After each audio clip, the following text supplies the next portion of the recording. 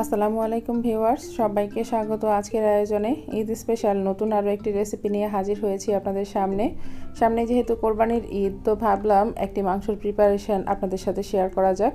গরুর মাংস যতগুলো আইটেম রয়েছে তার মধ্যে খুবই জনপ্রিয় একটি রেসিপি হলো গরুর মাংসের রেজালা সাধারণত আমরা বিয়ে বাড়িতে খেয়ে থাকি, তো ঘরোয়াভাবে খুব একটা রান্না করা হয় না বললেই চলে। তার কারণ এটাতে অনেক বেশি তেল এবং মশলা থাকে, সেজন্য অনেকেই এটা অ্যাভয়েড করে। তো বছরে কিন্তু একবার দুবার খাওয়াই যায়, কি বলেন আপনারা? আমার তো মনে হয় একবার দুবার না খেলে একেবারে হয়ই না। তো এবারের ঈদে অবশ্যই আপনারা এই রেসিপিটি একবার ট্রাই করবেন, আমার বিশ্বাস আপনাদের খুব ভালো লাগবে। তো চলুন, প্রথমেই আমি এখানে 2 কেজি পরিমাণ গরুর মাংস নিয়েছি। গরুর মাংসগুলোকে আমি ধুয়ে পানি ঝরিয়ে রেখেছি। তো আমি কিন্তু হাড় চর্বি সহ এই মাংস নিয়েছি। আর এই যে রেজালার পিসগুলো কিন্তু একটু বড় হয়, অন্যান্য রেগুলার কাট থেকে একটু বড় করে কেটে নিলে দেখতে ভালো লাগে। তো চর্বি হাড় সহই কিন্তু আমি মাংসগুলো নিয়েছি। এবার এই মাংসগুলোর সাথে আমি সব মশলা মেশাবো। প্রথমেই আমি তার মধ্যে দিয়ে দিচ্ছি 1 কাপ পরিমাণ পেঁয়াজ কুচি। আমি কিন্তু পেঁয়াজ বাটা ব্যবহার করব না, আসলে প্রথম দিকে এই পেঁয়াজটা যদি কাঁচা দেওয়া যায় এটা কিন্তু পুরোপুরি গলে যায়, সেজন্য আর আলাদা করে বাটা দেওয়ার প্রয়োজন হয় না।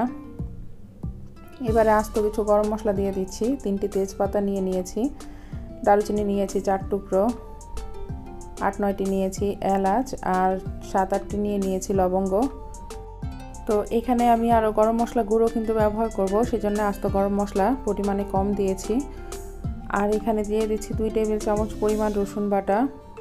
2 কেজি মাংসের জন্য 2 টেবিল চামচ পরিমাণ রসুন বাটা কিন্তু যথেষ্ট। আর তার সাথে আমি 2 টেবিল চামচ পরিমাণ আদা বাটা দিয়েছি। আসলে দেওয়ার সময় ওই অংশটুকু স্কিপ হয়ে গিয়েছে। এবারে এর মধ্যে 1/2 কাপ পরিমাণ দিয়ে দিচ্ছি টক দই। আপনারা চাইলে কিন্তু মিষ্টি দই ব্যবহার করতে পারবেন, সেই ক্ষেত্রে মিষ্টি দইয়ের পরিমাণটা একটু কমিয়ে দেবেন। আর এটা হচ্ছে লাল মরিচের গুঁড়া। এই মরিচের গুঁড়াটা কিন্তু অনেক বেশি ঝাল, তো আমি 1 টেবিল চামচের থেকে একটু কম পরিমাণে দিয়েছি। ঝালটা আপনারা নিজেদের মতো করে দিয়ে নেবেন। আর এটা হচ্ছে হলুদ গুঁড়া দিয়ে দিচ্ছি 1 টেবিল চামচ পরিমাণ।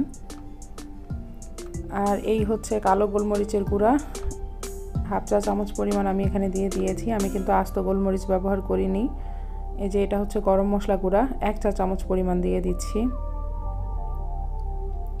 আমি আসলে প্রথমেই বলে নিয়েছি যে এই মাংসর রেসিপিতে কিন্তু অনেক বেশি মশলা ব্যবহার হয়। আর এটা হচ্ছে ধনে গুঁড়া 1 টেবিল চামচ পরিমাণ, জিরা গুঁড়াও দিয়ে দিচ্ছি 1 টেবিল চামচ পরিমাণ। এবারে এর মধ্যে দিয়ে দিচ্ছি লবণ স্বাদ মতো। তো আমি এখানে 1.5 টেবিল চামচ পরিমাণের থেকে একটু কম পরিমাণে লবণ দিয়েছি।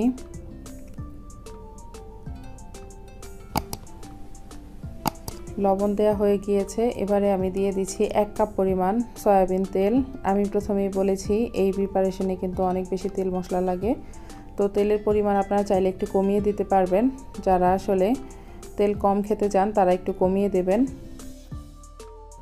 মাংসতে মশলা মেশানো কিন্তু কমপ্লিট হয়ে গিয়েছে প্রথম ধাপের। তো আমি সবগুলোকে খুব ভালোভাবে একটু মিক্স করে নিয়েছি। তো মিক্স করে এক সাইডে রেখে দিচ্ছি। এটা আসলে ম্যারিনেট করে রেখে দেওয়ার প্রয়োজন নেই, সাথে সাথে আপনারা রান্না শুরু করতে পারবেন। এই রেজালাতে আরও কিছু মশলা দিতে হবে, তার জন্য আমি আরও কিছু মশলা পেস্ট করে নেব। তার মধ্যে হাফ জায়ফল, তার সাথে নিয়েছি জয়ত্রী 1 চামচের থেকে একটু কম, 2 রকমের বাদাম নিয়েছি 1 টেবিল চামচ করে। তো এগুলোকে আমি একটু পেস্ট করে নেব, এগুলো পরে ব্যবহার করব।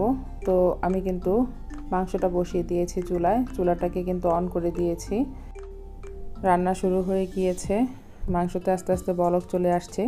মাংস থেকে অনেকটা পানি ছাড়বে, এক্সট্রা পানি খুব একটা লাগে না আসলে রেজালা রান্নাতে, কারণ কষিয়ে অনেক সময় নিয়ে কিন্তু রেজালাটা রান্না করা হয়। অল্প অল্প করে কিন্তু মাংস থেকে পানি ছাড়তে শুরু করেছে। তো এবারে ঢাকনা দিয়ে ঢেকে মাঝারি আঁচে রান্না করব যতক্ষণ না মাংস থেকে আরও বেশি পানি বের হয় ততক্ষণ।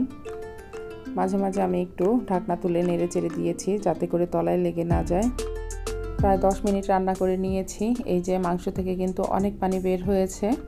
তো এই মাংসর পানিতেই কিন্তু মাংসটা আসলে সেদ্ধ হয়ে যাবে, খুব বেশি পানি ব্যবহার করতে হবে না।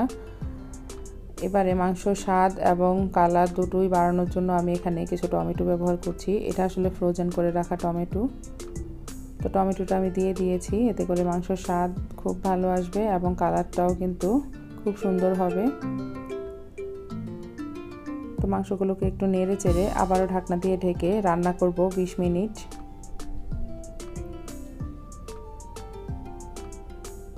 20 মিনিট রান্না করে নিয়েছি। মাংসগুলো অনেকখানি সেদ্ধ হয়ে গিয়েছে।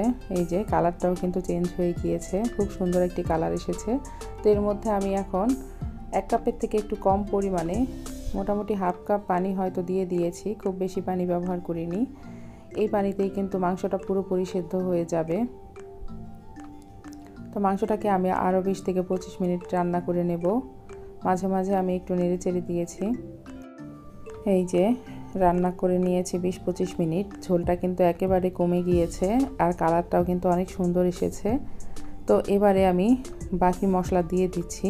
তো বাদামের সাথে যেই জায়ফল জয়ত্রী আমি একসাথে পেস্ট করে রেখেছিলাম সবটুকুই কিন্তু আমি মাংসের মধ্যে দিয়ে দিচ্ছি।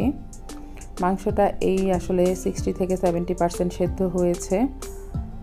বাকি সময় রান্না করতে করতে বাকি সব মশলা কিন্তু আমি দিতে থাকবো। তো প্রথমেই এটা দিয়ে দিচ্ছি। এটা দিয়ে খুব ভালোভাবে একটু নেড়ে চেড়ে মিশিয়ে নিচ্ছি। মাংসের কালারটা কিন্তু চেঞ্জ হয়ে গিয়েছে বাদাম বাটা দেওয়ার কারণে। ঝোলটা অনেক বেশি ঘন হয়ে গিয়েছে। ঢাকনা দিয়ে ঢেকে আবারও 20 মিনিট রান্না করে নিয়েছি। মাংসটা কিন্তু এবারে প্রায় 80% সেদ্ধ হয়ে গিয়েছে। আরও 20 থেকে 25 মিনিট আমি মাংসগুলোকে কিন্তু অল্প আঁচে রান্না করে নিয়েছি। এবারে বাকি থেকে যাওয়া মশলাগুলো দিয়ে দিচ্ছি। এখানে আলু বোখারা দিয়ে দিচ্ছি 4টি। এবারে দিয়ে দিচ্ছি কিশমিশ, 10-15টি কিশমিশ আমি এখানে দিয়ে দিচ্ছি। তো আবার একটু নেড়েচেড়ে মাংসের সাথে মিশিয়ে নিচ্ছি। কিশমিশ এবং আলু বোখারা দিয়ে আরও 10 মিনিট আমি কিন্তু মাংসগুলোকে রান্না করে নিয়েছি। তো মাংসর ঝোলটা কিন্তু আরও বেশি ঘন হয়ে গিয়েছে, এটার কালারটাও কিন্তু আরও সুন্দর হয়ে গিয়েছে। তো এবার এর মধ্যে দিয়ে দিচ্ছি আস্ত কিছু কাঁচামরিচ, এটা আসলে ফ্লেভারের জন্য। মাংসটা এতক্ষণে 90% সেদ্ধ হয়ে গিয়েছে। এবারে তুলে নেওয়ার আগে বাকি মশলাগুলো আমি দিয়ে দিচ্ছি। প্রথমেই এখানে আমি ভাজা জিরার গুঁড়া দিয়ে দিচ্ছি 1 চা চামচ পরিমাণ। ভাজা জিরার গুঁড়া দিয়ে আরও 5 মিনিটের মতো আমি এটাকে রান্না করেছি। এবারে এর মধ্যে দিয়ে দিচ্ছি মাওয়া ছাড়া আসলে রেজালা অসম্পূর্ণ থেকে যাবে। তো 1 টেবিল চামচ পরিমাণ মাওয়া এখানে আমি দিয়ে দিচ্ছি। আপনাদের যাদের কাছে মাওয়া নেই তারা চাইলে গুঁড়া দুধ ব্যবহার করতে পারবেন সম পরিমাণ। তবে একটু শাহি খাবার দাবারের জন্য একটু শাহি মশলাগুলো কিন্তু ব্যবহার করলেই বেশি ভালো হয়। এখানে কেওড়া জল দিয়ে দিচ্ছি 1 চা চামচ পরিমাণ। কেওড়া জল না দিলে কিন্তু এই শাহি ফ্লেভারটা একেবারেই আসবে না। তো এর মধ্যে আরও একটা জিনিস দিয়ে দিচ্ছি, সেটা হচ্ছে ঘি ছাড়া আসলে সব ধরনের শাহি খাবার অসম্পূর্ণ। তো 1 টেবিল চামচ পরিমাণ ঘি আমি দিয়ে দিয়েছি। তো সব কিছু মোটামুটি দেয়া কিন্তু শেষ হয়ে গিয়েছে পেঁয়াজ বেরেস্তা ছাড়া। তো সব দেয়া হয়ে গিয়েছে, রেজালা কিন্তু কমপ্লিট।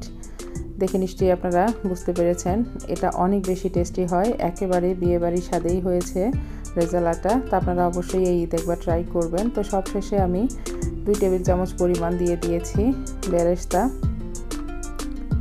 তো ঝোল তেলে কিন্তু একেবারে টইটুম্বুর এই রেসিপিতে।